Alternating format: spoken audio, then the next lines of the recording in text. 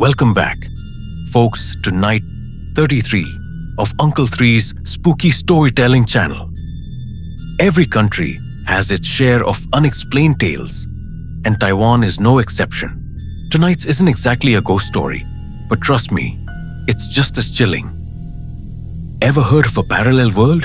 To put it simply, it's like another space existing right alongside the one we live in.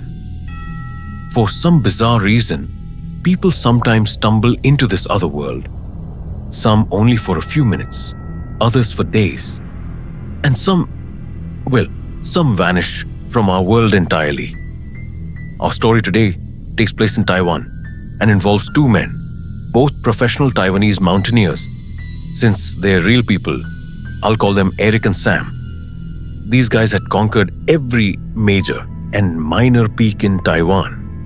They were gearing up for a competition in Japan, where they tackle a particularly challenging and dangerous Japanese mountain alongside teams from other countries. Normally for training, they'd pick mountains similar to the competition site to get used to the terrain. But this time, they switched tactics. They chose a mountain range completely different from what they'd face in Japan. Why the change? First, they wanted to make it harder on themselves. Second, they wanted to develop a special kind of quick thinking and reaction to unfamiliar mountain areas. They wanted to be adaptable rather than sticking to familiar paths, because sometimes familiarity can make you complacent. And sudden reactions, those can make you grow. So, these two athletes decided to climb a very special mountain in Taiwan. At the time, the Taiwanese government allowed tourism and climbing on this mountain, but only up to about halfway. Going any deeper into the mountain was strictly forbidden by the government. Uncle Three won't reveal the mountain's location to prevent danger.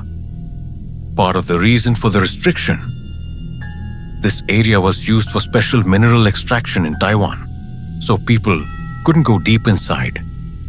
But on that fateful day, Eric and Sam, our two mountaineers, ventured into that forbidden zone.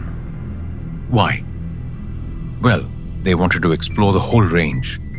First, they wanted to brag to their fellow athletes at their sports center about how deep they'd gone. Second, climbing only halfway? That was too easy for them, not a true test of their physical limits. So, they wanted to push further. On a beautiful day, Sam and Eric delved deeper into the forest. Things got weird that night. As they slept in their tent around midnight, they heard someone crying. It was a soft cry, not a horrible wailing, just echoing from the forest. Eric woke first, nudged Sam and asked, "I hear crying deep in the forest. Should we go check it out?" Sam replied, "Look, we've done a lot of climbing. You know the drill. It's usually best not to leave your camp at night. First, there's the danger of venomous snakes. Second, ghosts. Taiwanese people are very superstitious, arguably some of the most superstitious in Asia. They feared the sound was a ghost, so they didn't dare follow it. Plus, there's a famous Taiwanese urban legend about a red imp, a childlike demon. Once it leads you into the forest, there's no way out." Uncle Three had told that story before, so Eric and Sam knew all about it. Instead of investigating the crying, they took out their Taiwanese talismans, placed them around, and went back to sleep. The next morning, they heard a sound like an earthquake. This really scared them. Not ghosts now, but the actual fear of a quake. They worried about large rocks falling from the mountain or some other disaster striking before they could react. So, they quickly packed all their gear and started running down the mountain. As they fled, they took a very strange path.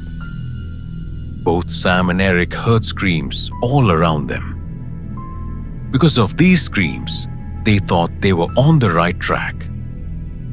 They assumed the shouts belonged to other hiking tourists, moving with them, and that they were getting close to rescuers. So, they followed the sound. Following the screams, they came to a small river, like the many small winding rivers that flow into waterfalls on mountains. What they saw there was incredibly bizarre. On the other side of the river, many people were screaming on the bank. But the strange thing was their clothing. They weren't dressed in modern attire, but in clothes from an older era. Imagine it's 2025, and they saw people dressed in traditional Taiwanese clothing from the Qing or Ming Dynasty, or even older. That detail really grabbed their attention. But more importantly, both Sam and Eric witnessed many people being swept away by the river. Some hitting rocks and bleeding, staining the whole river red. Sam and Eric both thought the people on the bank were screaming for help, and they felt they had to do something. They had to help them. Without hesitation, Sam told Eric to tie a rope securely to a pine tree in the forest so Sam could jump down and rescue people. Sam was a much better swimmer than Eric. Eric did as Sam said, tying the rope tightly. Sam jumped in, ready to pull out whoever he could. Those he couldn't reach, or those who were too weak, would be lost. This is where things got really strange. Sam, from the bank, saw the drowning people very close. But as he swam closer to the river, they seemed to move further away. The harder he swam, the further they drifted. Sam couldn't reach anyone in that river. Even more horrifying, he couldn't grab any of the floating luggage, suitcases, bags, some of which were just an arm's length away. He tried desperately to swim. Eric held his friend for a while, but then the rope snapped, and Sam was swept away by the river, vanishing from sight. Eric was terrified.